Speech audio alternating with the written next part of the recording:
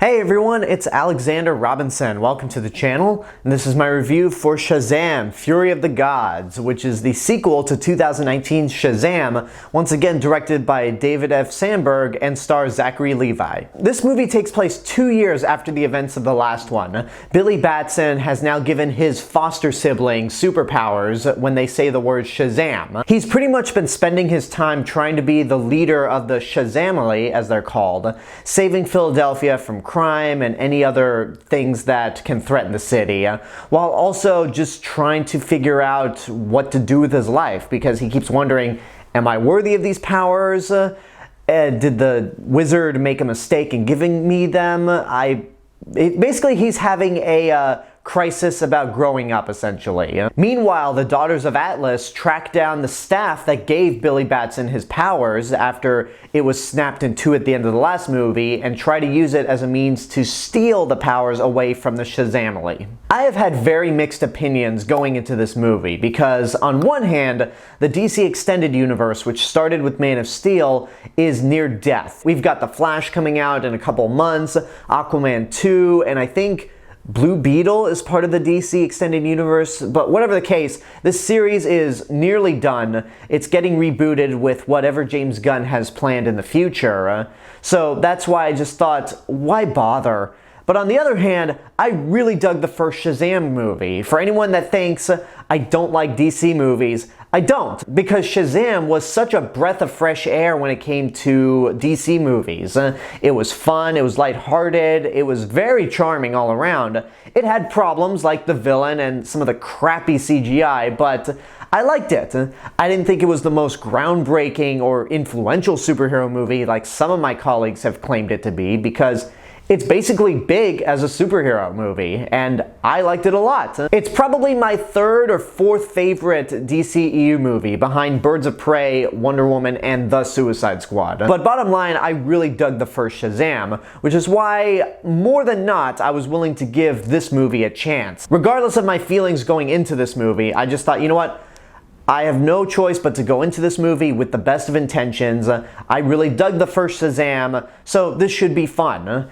And I really, really wanted to love this movie. And I just can't, unfortunately. There are some things to like about this movie. It's not a total loss. I think the first half is actually pretty good. The special effects are a major improvement from the first movie because this one had more money to work with, and I really dug everything involving Billy Batson and the Shazamily. You have this character who spent the first movie entirely just being on his own, trying to deal with the fact that his birth parents abandoned him and didn't want him, to eventually accepting this new family, and in this movie he's pretty much trying to hang on to that family, even if it means being a complete control freak a lot of the time. And it's what made this movie for me, at least in that first half.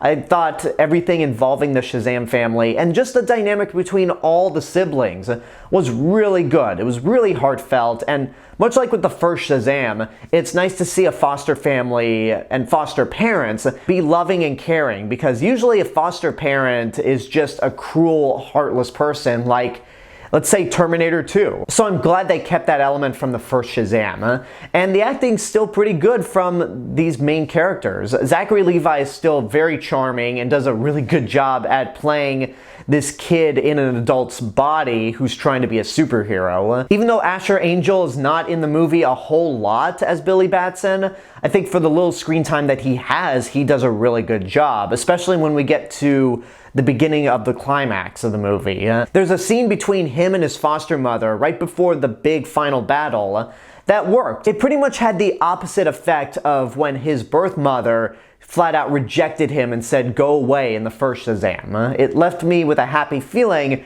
rather than a straight up gut punch. Jack Dylan Grazer as Freddie Freeman is still just as nerdy and just as charismatic as he was in the first Shazam. Grace Caroline Curry as Billy's foster sister is good, and she's actually the only actor to play both the foster sibling and the superhero variant, whereas the others had two different actors, so that's pretty cool. So it's pretty much everything involving the family dynamic and the relationship between these characters that made this movie work. Unfortunately, everything else is generic as hell, and everything that didn't work about the first Shazam, more specifically the villains, certainly doesn't work this time around. The Daughters of Atlas are generic and cliched villains. The plan that they market in the trailers is that the Shazamily doesn't deserve these powers. They don't deserve to wield godlike powers, and thus they want to take them away from them. The movie has another motivation for these villains that completely comes out of nowhere and only occurs in the middle of the movie. In terms of the actors, Helen Mirren was pretty much playing Helen Mirren, a typical British villain. She seemed like she was having fun at points, but honestly nothing to write home about. Lucy Liu, on the other hand, is dreadful. She gives a terrible performance and is right up there with Uma Thurman as Poison Ivy in Batman and Robin. Like, it is that level of bad when it comes to a comic book villain. I saw somebody compare her to the mother from Mortal Kombat Annihilation. Too bad you will die. That's too harsh. Lucy Liu was terrible in this movie, don't get me wrong, but let's not compare her to anyone in Mortal Kombat Annihilation. The only actor that I thought brought anything to the table when it came to the villain side of this movie was Rachel Zegler. She has a lot of charm, she's very charismatic, and between this and West Side Story, she's really proving herself to be a great up-and-coming talent. She's the only part of the villain side that I thought brought humanity to it. She acted like a real person and not just a walking piece of wood like Lucy Liu, or somebody who just is doing a British villain like Helen Mirren.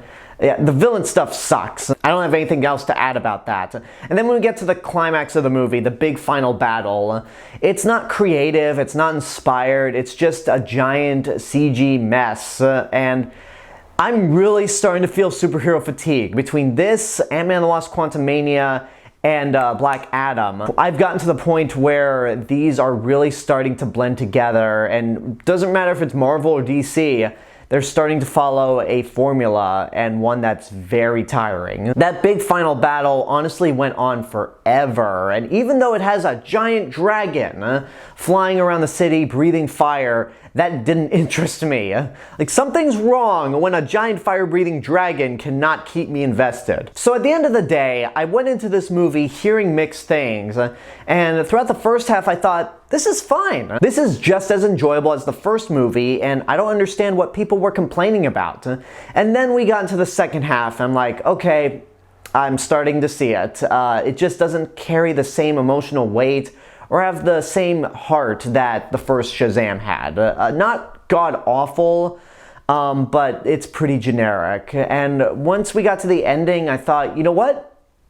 Like, that's actually a pretty bold move. And I was prepared to say, okay, not a great movie, but it's certainly good, and I'd recommend this, but maybe on the lower end.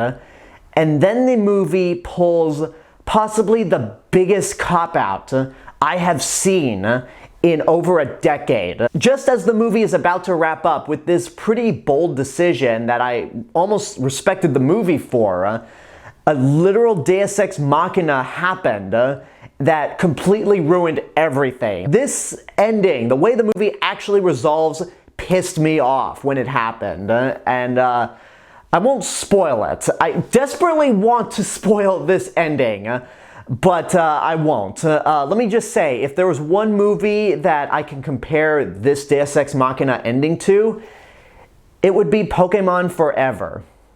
I'll be reviewing that movie in a couple weeks, so I'll explain why when I review that movie. But as for Shazam! Fury of the Gods, that ending just tanked the movie for me. It went from being good to not great, to something that I cannot in good conscience recommend. Don't waste your money on it. I'm sorry, I really wanted to like this movie, but with that ending, it just really put a bad taste in my mouth, especially the two stingers at the end during the credits. We all know that the universe is being rebooted, so what was the point of these two stingers? Like, I just felt it to be a gigantic waste of time, and that's how I felt walking out of the theater. As soon as the second stinger ended, I thought to myself, well, that was an absolute waste of my time. I really hope that both Guardians of the Galaxy Volume 3 and Spider-Man Across the Spider-Verse live up to expectations and are great comic book movies, or even good, because between Ant-Man and the Wasp, Quantumania, and now this, 2023 is looking to be a crappy year for superhero movies, and I hope that's not the case. And there you go, that's my review for Shazam! Fury of the Gods. And now I want to know what you guys think about the movie. If you've seen it, what did you think? Whatever the case may be, let me know in the comments below. Don't forget to like the video, subscribe to the channel, and hit the bell button to get notifications. You can also follow me on Facebook, Twitter, Instagram, Letterboxd. I'll see you guys in the next video, but until then, have a good day and take care of yourselves.